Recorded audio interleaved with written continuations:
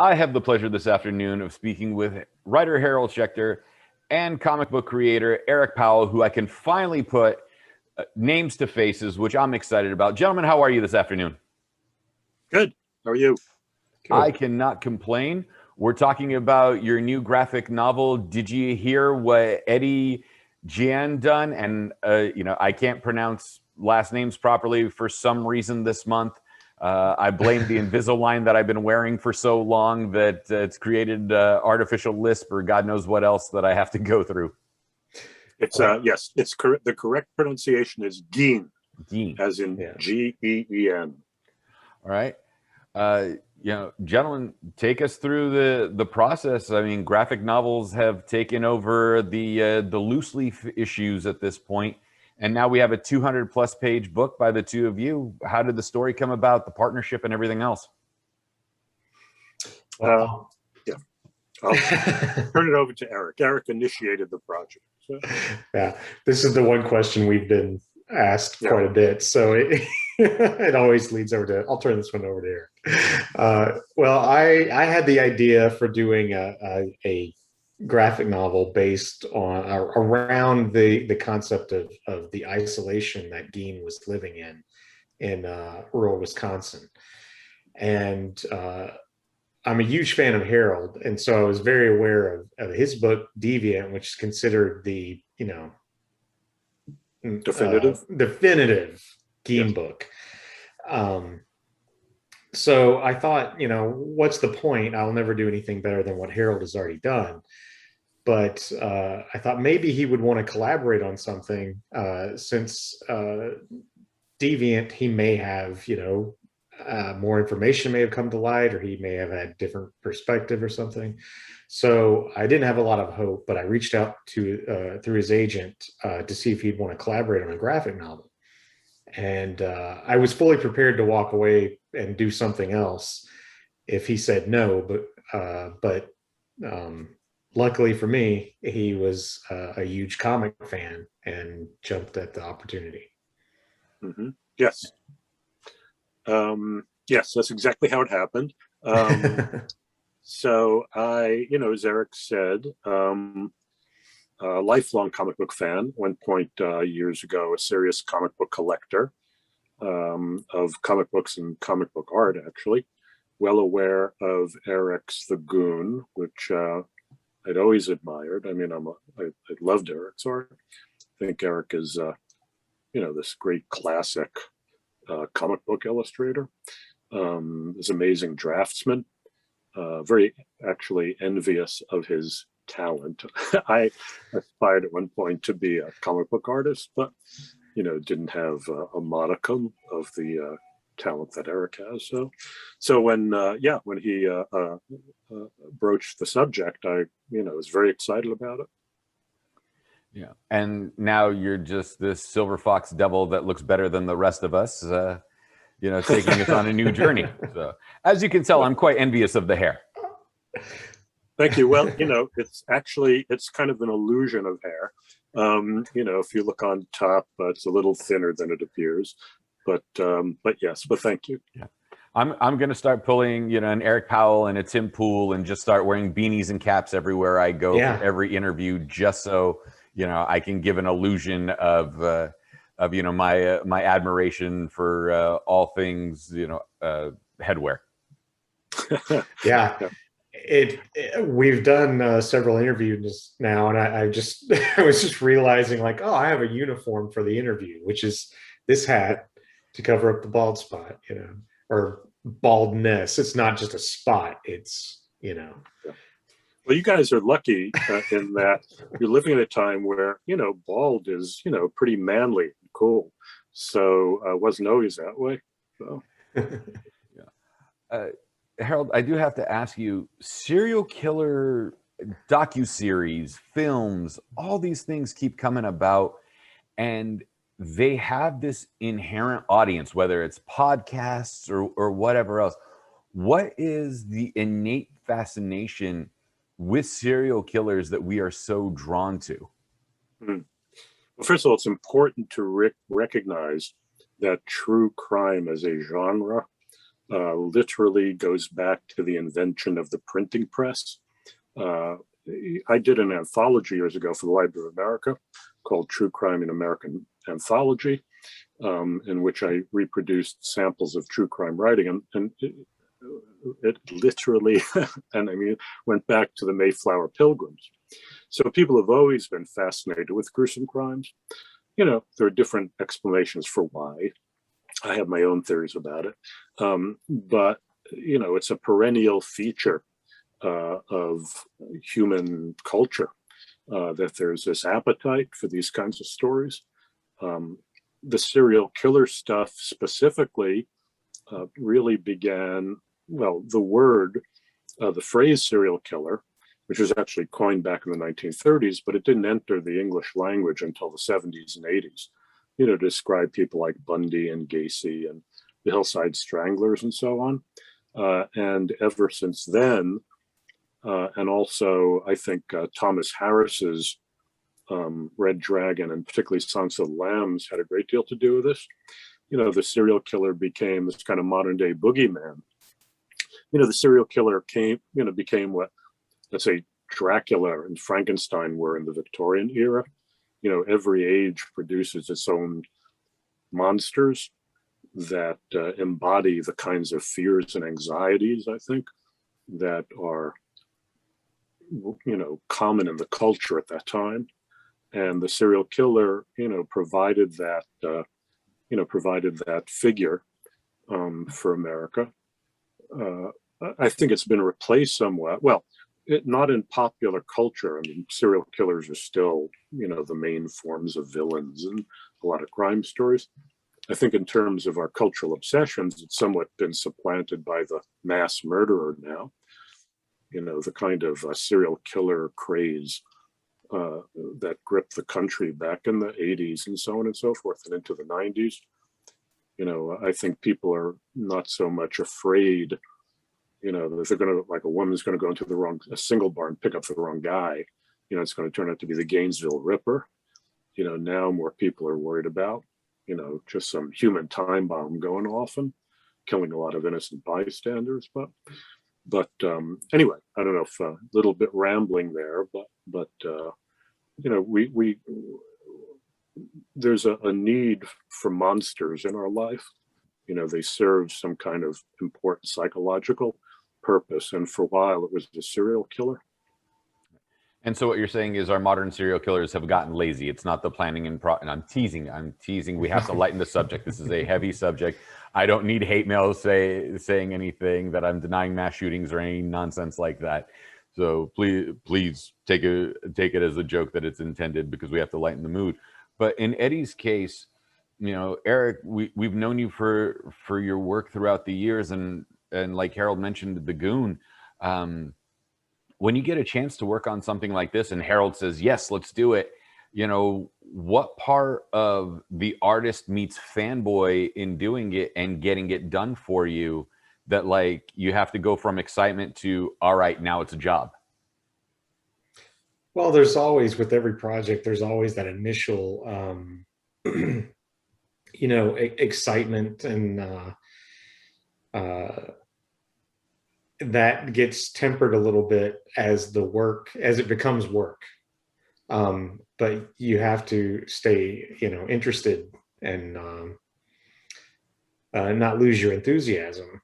And I think with this project, and it was kind of daunting just from the fact that it wasn't fiction like I usually do. It's the first nonfiction project I've tried to tackle, but working with Harold kept it interesting, you know, and yeah, I never got bored with it. It wasn't and just the size of the project, you know, 200, whatever the final page count ended up being, 224 or something like that. It was a mountain to tackle for sure. And with, you know, running the publishing company and everything, it was pretty daunting, but I kept the enthusiasm throughout the process. It was just an exciting and different thing to do. I'm going to have to stop you right there on the enthusiasm, because with the thanks, I am directly quoting from the graphic novel. Eric dedicates this book with mild enthusiasm to the kindest heart he knows, Andrea Smith, Yeah. depending on the pronunciation. Yeah.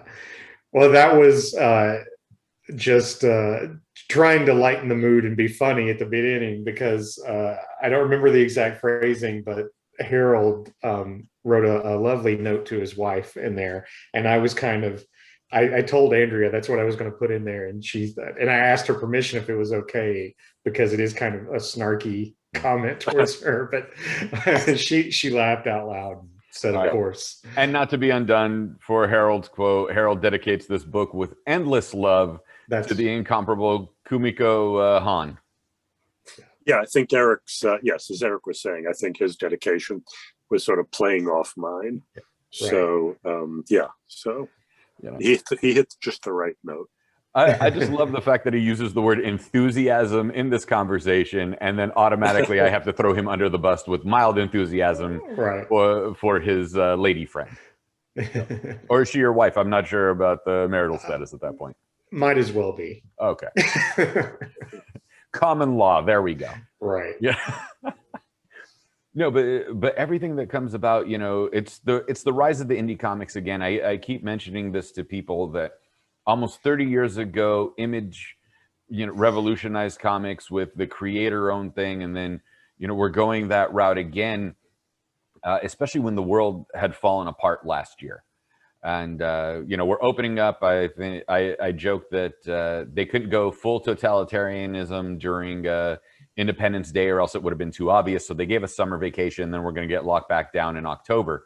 But but when you have this level of freedom to create your own projects versus having to go through, you know, a checklist of an IP, how much more freeing it is that? And then what comes with the restrictions of telling a story that's based in reality with a person that actually existed, and not deviating too far to create your own individual stories. Like, I've talked to several Chinese actors that have worked on Ip Man films, that the stories that they tell almost put them in like a Superman state, where these are just legends that they created around him, making him a fictionalized character rather than a true biopic or docudrama on the real Ip Man. Well, as far as the first part of that, it is very freeing to use enthusiasm again. I'm a person who functions a lot off of just my enthusiasm for something.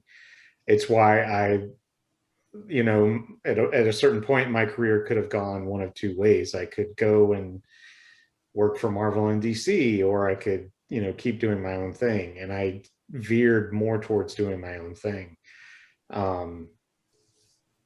Because of that, just because I've worked for the big companies and on, you know, the licensed properties, and it's fine. It was fun to do, but at the end of the day, you know, there's that editorial process, and it's like, when you're pitching something, it's like, well, we're doing this in another book over here, so you can't do that. And, you know, it's the little nibbling away of your enthusiasm that kind of kills it for me. Whereas if I have an idea for a Goon story, there's no roadblock in that process at all of creativity. It's just, I have the idea, I go do it. And as far as the second part of your question, I think Harold could speak more on that, because that is his forte. You know, he works in nonfiction, so he could probably speak more on that. I forgot the second part of the question. The restraints in not veering too far off the beaten path and this being a real life person. Yeah, well, you know, there are a lot of true crime books. You know, the gold standard for true crime, modern true crime books, is obviously Capote's In Cold Blood. And, you know, and Capote initially claimed that everything in it, you know, was exactly how it happened. You know, he didn't make anything up. And over the years, you know, it's become clear that he did fabricate a certain amount of stuff, and there's a whole type of true crime book that uses these novelistic flourishes and novelistic embellishments to tell the story. I have always veered away from that. When I read a book, a true crime book, any nonfiction book, really, I want to feel assured that what I'm reading really happened. So, there is a kind of restriction that I set myself, within, this, very rigorous sticking to documented facts that I could footnote, because the books I've written over the last 20 years or so, they're all heavily footnoted. There's nothing in those, the Gein book, Deviant, was not footnoted, interestingly. And what's interesting about that is when I wrote it 30 years ago, true crime was considered such a disreputable genre that I couldn't even get that book published in hardcover. People said, "Oh, you're writing this kind of true crime about, the guy who inspired Psycho." That's the kind of book that people would, get on a paperback, rack in a Greyhound bus station. True crime obviously has achieved a much greater status since then. The book was based very strictly on research material, just that, it's not the kind of thing you could footnote back then. But now, I don't allow myself to include anything in the work that I can't document with some kind of firsthand material. So my challenge then becomes, how to, before I start writing a book, I'll accumulate like 1,000 pages of old newspaper articles and psychiatric reports and court documents and trial transcripts and so on and so forth. My challenge is, how to turn that into a compelling narrative, how to turn that into a story, a page-turning story. So, on the one hand, it's a restriction. On the other hand, there is something very satisfying about creating a work within, I was an English professor for 40 years. When Shakespeare was writing sonnets, he was working within a very restricted form. You know what I'm saying? I'm not comparing myself to Shakespeare, by the way. I'm just saying that, sometimes working within a very restricted form can be, sort of aesthetically liberating. Right, because as an educator, you can't have that big of an ego at all. So I completely understand. Maybe Chaucer, but that's about Yeah. No, but with something like this, and then converting it over to a completely different medium into graphic novels, where you had 300, 400 pages to write a full researched, in-depth true crime book, to now a 200-page graphic novel, where if we condensed all the dialogue and thought bubbles and everything, would probably end up being about 40 pages, for example. How did those restrictions come about? Because it's relying on a partner, and as talented as Eric is, you still have to check the proofs when they're coming in to see how his artwork meshes with the written word. Well, the way it worked was I did a very rough draft. Initially we had slightly different visions of what the story was going to be. We were constantly conferring with each other over Zoom and so on and so forth. So I would send my material to Eric, and he would do these sometimes quite substantial rewrites, then send it back to me, and I would edit them a little bit and so on and so forth. But as far as turning that stuff into the visual material, I had implicit trust in Eric.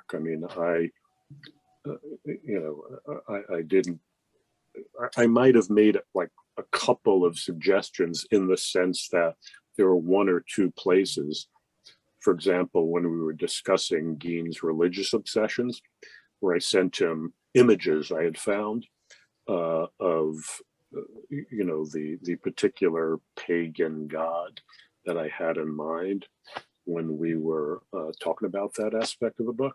But otherwise, I just left that entirely. To Eric, I knew he would do an amazing job. Right. It's not like Eric Powell's a slouch. I'm talking about the crossover. And Eric, you can talk yourself up too. It's okay. Yeah. But Eric, when you get presented with this idea, you know, you came up with the idea, you pitched Harold about it. Now you get the script, you know, first draft, and then you guys are going through the multiple drafts. From draft 1 to final print, how much does the story change, and how much of your artwork changes along with it?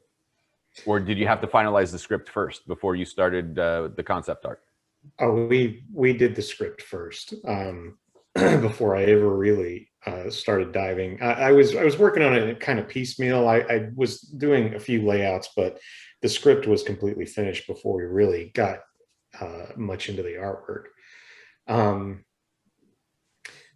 I mean, we're dealing with a well-documented series of events, so there wasn't a lot, you know, in the broad strokes that we could really change there. But it's the psychological aspects that, you know, and this is all stuff that Harold brought to the table. It was so amazing. And really shot off my imagination visually. Just the psychological motivations of Gein are really a different take than I've seen done anywhere before when discussing Gein. And that was all Harold. In the beginning, he was kind of describing me his concept of this kind of primitive religion that Gein had kind of created for himself.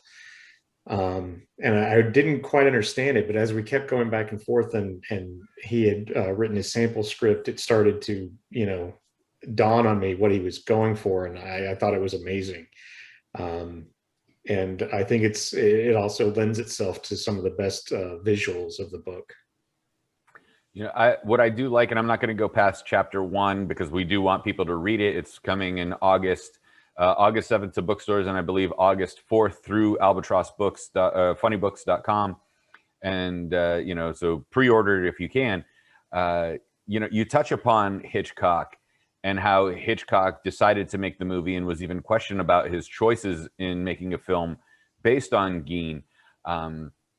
Fun fact is that well, it's not fun, but the fact, you know, Psycho was the very first American full-length feature film to feature a toilet in there because of how gruesome the shower scene was supposed to be. Yet there's no toilet in the graphic novel, so, you know, slight disappointment, no tie-in between the two there.